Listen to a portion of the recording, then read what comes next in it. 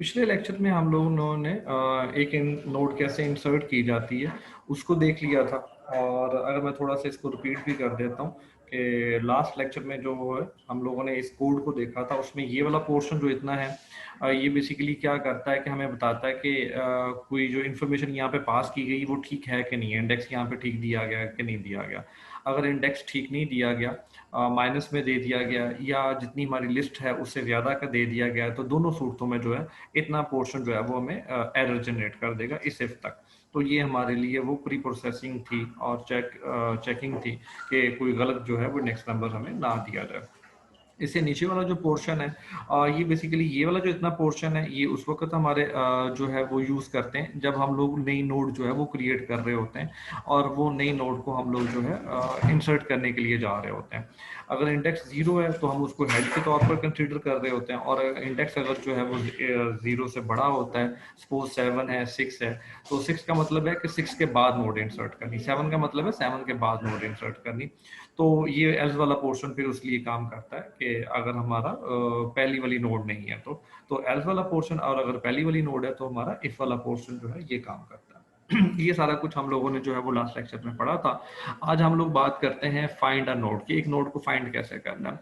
तो find node को find करने के लिए हम जिस चीज़ का इस्तेमाल करेंगे वो है उसकी वैल्यू। अगर हम अपनी वैल्यू को देखते हैं, अगर तो वो वैल्यू हमें कहीं मिल जाती है अपनी लिस्ट में और जो पहली हमें मिल जाएगी हम उसको बता देंगे कि ये हमें फाउंड हो गई। और अगर ऐसा नहीं होता तो हम ज़ीरो रिटर्न कर देंगे। ज़ीरो का मतलब बेसिकली होगा कि नहीं जो है वो हमें मिली है। तो ये वो वाला कोड लिखा गया है। अगर आप इस कोड में देखें तो हम लोग क्या भेज रहे हैं, उसको वो वैल्यू भेज रही है जिसको ढूंढना है। ठीक है, अब उस वैल्यू को ढूंढने के बाद हमने फिर सिंपल क्या किया, एक और हम लोगों ने बना लिया, एक और पॉइंटर वेरिएबल बनाया और इस पॉइंटर वेरिएबल की वैल्यू वही कर दी जो कि हमारे हेड की थी। ठीक है, मैं अगर इसको थोड़ा सा आपको डायग्राम के सूट में भी इसको कर देता हूँ ताकि बात मज़ीद क्लियर हो जाए। हम कहते हैं कि ये हमारे पास एक लिस्ट है और इस लिस्ट में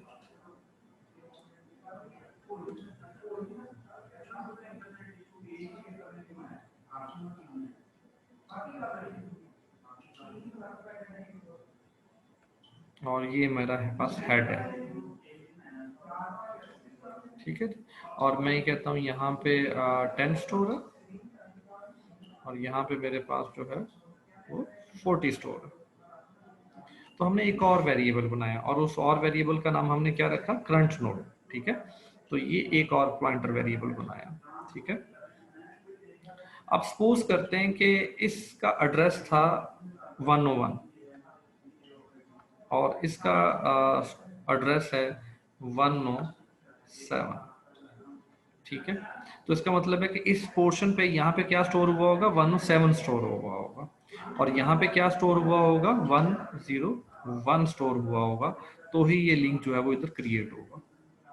ठीक है जी, अब जब ये वाली स्टेटमेंट चलती है head is equal to current node, तो मतलब क्या होगा कि जो इसकी वैल्यू है वो यहाँ पे आ जाएगी। तो इसका मतलब यहाँ पे क्या आ जाएगा, 101 आ गया। अब ये वाला जो पॉइंटर वेरिएबल है ये भी किसको इस वक्त जो है वो एक्सेस कर रहा है, वो भी इसी नोड ही को एक्सेस कर रहा है।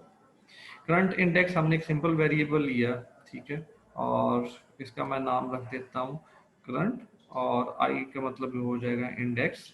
तो यहाँ पे हम लोगों ने क्या स्टोर कर दिया, 1 स्टोर कर दिया। और इसका क्या है, करंट नोड, तो इसको मैं CN के नाम से यहाँ पे लिख देता हूँ। अब अगर हम यहाँ पे बात करें, हमने लिखे करंट नोड। अब यहाँ पे देखो कुछ और एक्सप्रेशन नहीं है। इसका मतलब क्या है कि अगर तो इसमें नल हुआ तो नल होने की सूरत में ये जो रिजल्ट बनता है वो फॉल्स बन जाता होता है, और अगर इसमें कोई एड्रेस हुआ तो रिजल्ट क्या बन जाएगा, ट्रू बन जाएगा। तो करंट नोड में भी क्या स्टोर है, 101, इसका मतलब यहाँ पे नल नहीं है। तो यहाँ पे क्या, ये कंडीशन जो है इतनी मेरी ट्रू हो गई। एंड ऑपरेटर है, करंट नोड एरो डाटा। अब करंट नोड एरो डाटा का मतलब क्या बनता है, 10। ठीक है, और हमने यहाँ पे जो पास किया है, हमने वैल्यू पास की है 40। हम ढूंढना चाह रहे हैं 40 वैल्यू हमारे पास कहाँ पर है। ठीक है जी, तो इतने पोर्शन का मतलब अब क्या बन जाएगा, इतने पोर्शन का मतलब हमारे पास बन जाएगा 40। ये इतने पोर्शन का मतलब हमारे पास जो है वो 40 है। 40 नॉट इक्वल टू मैं गलत बात कर गया। इतने पोर्शन का मतलब क्या बन जाएगा 10, ठीक है जी। और इसका मतलब क्या बन जाएगा 40, ठीक है जी। मैं थोड़ी सी अपनी बात को रिपीट करता हूँ जी। ये वाला इतना पोर्शन हमें क्या रिटर्न कर रहा है, एड्रेस 101 वैल्यू रिटर्न कर रहा है ये वाली, तो इसका मतलब क्या बन जाएगा ट्रू। और अगर मैं इसकी बात करता हूँ करंट नोड एरो डाटा, तो करंट नोड एरो डाटा मतलब क्या बनता है 10, तो यहाँ पे इसलिए मैंने 10 लिख दिया। 10 नॉट इक्वल टू 40, तो 10 भी 40 की इक्वल नहीं है, कंडीशन ये भी ट्रू हो गई, कंडीशन ये भी ट्रू है, एंड ऑपरेटर है, दोनों साइड पे अगर ट्रू हो तो इसका मतलब है कि इन बॉडी जो है वो उसकी एग्जीक्यूट होगी। अब बॉडी में हमने क्या लिखा हुआ है, करंट के नेक्स्ट में जो कुछ पड़ा है, तो करंट के नेक्स्ट में यहाँ पे क्या पड़ा हुआ, 107 पड़ा हुआ है। 107 जो है वो किधर आ जाएगा, वो करंट नोड में आ जाएगा। तो यहाँ तक बेटा अगर आप कोई बात पूछना चाहते हैं तो मुझसे पूछ लें। तो यहाँ पे बेसिकली इस पॉइंटर में क्या स्टोर है, 107 स्टोर है। 107 स्टोर है तो इसीलिए हम जो है इस नोड को जो है वो एक्सेस कर पा रहे हैं। अब जब हम यहाँ पे बात करते हैं ना करंट नोड एरो नेक्स्ट, इतने पोर्शन का मतलब पता क्या बनता है, ये वाला वेरिएबल, ये वाला, और इस वेरिएबल में इस वक्त क्या स्टोर है, 107 स्टोर है, ठीक है जी। अब 107 किस में चले जाएगा, करंट नोड में, तो इसका मतलब है कि यहाँ पे वैल्यू क्या हो जाएगी हमारे पास, 107 हो गई। उसके बाद हमने क्या जी, करंट इंडेक्स में ए का इजाफा करे, तो यहाँ पे पहले 1 था, तो अब इजाफा करने के बाद ये क्या हो जाएंगे हमारे पास 2 हो गए। इतनी बात भी क्लियर हुई थी। अब यहाँ से दोबारा ऊपर आए, दोबारा जब यहाँ पे आते हैं तो उस वक्त हमें क्या मिलता है, करंट नोड, और ये इस वक्त नॉन जीरो है। नॉन जीरो का मतलब क्या होता है, ट्रू होना। इसका मतलब है कि इतने पोर्शन, इतनी कंडीशन का हमारा रिजल्ट क्या निकला, ट्रू निकला। अब हम कहते हैं करंट, अच्छा अब 107 का मतलब क्या है कि ये इस नोड को एक्सेस करता है, क्योंकि 107 तो इस नोड का एड्रेस है ना। अब वो इस वाली नोड को जो है वो हिट नहीं कर रहा। अब ये पॉइंटर किसको हिट कर रहा है, इस वाली नोड को कर रहा है, क्योंकि 107 जो है वो इस नोड का एड्रेस है। तो अब यहाँ पे करंट नोड एरो डाटा क्या पड़ा हुआ है यहाँ पे 40, तो इसका मतलब है कि ये कंडीशन क्या बन गई, 40 नॉट इक्वल टू 40, ये कंडीशन यहाँ पे फॉल्स हो गई। True and false, overall result हमारे पास क्या बना, फॉल्स बना। अब जब चूंकि फॉल्स बना तो हम लोग कहाँ आ जाएंगे, नीचे आ जाएंगे।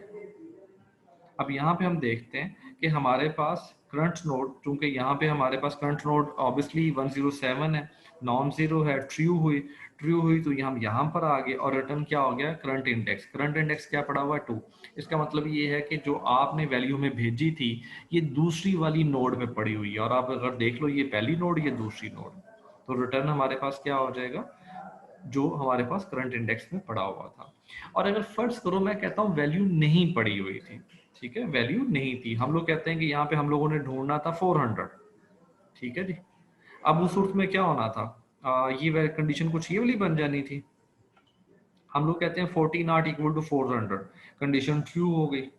अब ये वाली तो पहले ट्रू थी, ये भी ट्रू हुई, तो हम लोग नीचे आ गए। अब हम लोग कहते हैं करंट के नेक्स्ट, अच्छा यहाँ पे जो आखिरी नोड होती है उसके यहाँ पे क्या होता है, नल होता है। ये हम लास्ट लेक्चर में भी हम लोगों ने डिस्कस किया था कि जो आखिरी नोड के लिंक पार्ट में क्या स्टोर होता है, नल स्टोर होता है। तो इसका मतलब है कि यहाँ पे भी क्या स्टोर हो गया, नल हो गया। नल का आस्की कोड चूंकि 0 होता है तो इसलिए फिर मैं यहाँ पे 0 लिख रहा हूँ, ठीक है। तो यहाँ पे अब क्या स्टोर हो गया, नल स्टोर हो गया इस कंडीशन से। करंट इंडेक्स में एक का इजाफा किया तो ये इजाफा होके क्या हो जाएगा, 3 हो गया। दोबारा ऊपर आए, करंट नोड बेस वक्त क्या है, 0, तो इसका मतलब क्या होगी, फॉल्स। आगे हम जाएं या ना जाएं फर्क ही नहीं पड़ता, क्योंकि एंड ऑपरेटर है, अगर एक भी कंडीशन फॉल्स हो गई तो मतलब क्या, रिजल्ट फॉल्स बन गया। तो हम लोग क्या आ जाएंगे, इफ पे आ गए। अब ये वाली कंडीशन भी फॉल्स हो जाएगी, क्योंकि करंट नोड में भी क्या पड़ा हुआ, 0, 0 का मतलब होता है फॉल्स, तो इसका मतलब हम कहाँ चले जाएंगे, यहाँ पे आगे रिटर्न क्या हो गया, 0। और हम लोगों ने ये पहले पढ़ा था कि अगर रिटर्न 0 हो तो मतलब ये है कि हमारे पास जो वैल्यू हम लोगों ने भेजी है वो मौजूद वहां पर नहीं है, वो वहां पे हमें नहीं मिली। कोई इशू बेटा यहाँ तक तो पूछ लें मुझसे। फाइंड नोड के बाद जो हमारे पास चीज़ आती है वो बेसिकली डिलीट नोड की है। तो डिलीट नोड में जितना भी आप इसका कोड लिखा हुआ ये मैं आपके जो है वो जिम्मे डालता हूँ कि आप लोगों ने बेटा इस कोड को खुद पढ़ना है, खुद देखना है, और ये सारे का सारा आप लोगों ने समझना भी है, ठीक है। साथ साथ इसके देखो ये डायग्राम्स भी आ रही हैं। अब डिलीट नोड में होगा क्या, अगर फर्ज करें कि मैं कहता हूँ कि मैंने इस वाली नोड को डिलीट करना है, तो मुझे क्या करना पड़ेगा कि इस नोड में एड्रेस है ये इस नोड का, तो मुझे यहाँ पर जो एड्रेस चेंज करना पड़ेगा, और किसका करना पड़ेगा, ये इस नोड का एड्रेस जो है वो स्टोर करवाना पड़ेगा। अगर मैं ऐसा नहीं करता हूँ, मैं इसको डिलीट कर देता हूँ, तो यहाँ पर तो एड्रेस रहेगा जो कि ठीक नहीं है। इसी पर हम कहते हैं डैंगलिंग पॉइंटर। ठीक है, तो डैंगलिंग पॉइंटर तो जो है वो नहीं बन सकते हैं। तो डैंगलिंग पॉइंटर क्या होता है, इसको जरा थोड़ा सा देख लीजिएगा आप लोग। डैंगलिंग पॉइंटर और मेमोरी लीक, ये दो कंसेप्ट हैं, इनको जरा एक दफ़ा ज़रूर देख लीजिएगा। ठीक है, मैं रिपीट कर रहा हूँ, डैंगलिंग पॉइंटर और मेमोरी लीक, ये दो कंसेप्ट हैं, इनको ज़रूर एक दफ़ा जो है वो देख लीजिएगा। अच्छा, ये जो कोड बाकी है ये आप लोगों ने बेटा खुद करना है। इसी तरीके से बाद में अगर हम प्रिंटिंग की बात करें, तो वो जो वाइल लूप अभी हम यूज कर रहे थे, सेम ये वही वाइल लूप है, सिर्फ फर्क क्या किया गया, इसमें सी आउट करवा दिया गया। तो ये वही वाली लूप है जो हम लोगों ने अभी पीछे देख रहे थे, सेम उसी तरीके से लूप लगाई गई है, लेकिन यहाँ पे साथ क्या किया गया है, उसको प्रिंट करवाया जाता है। तो जैसे जैसे वो ये लूप चलती जाएगी तो क्या होगा, ये प्रिंटिंग जो है वो इसकी होती रहेगी। तो अ, आप लोग इतना ही फिलहाल कीजिएगा।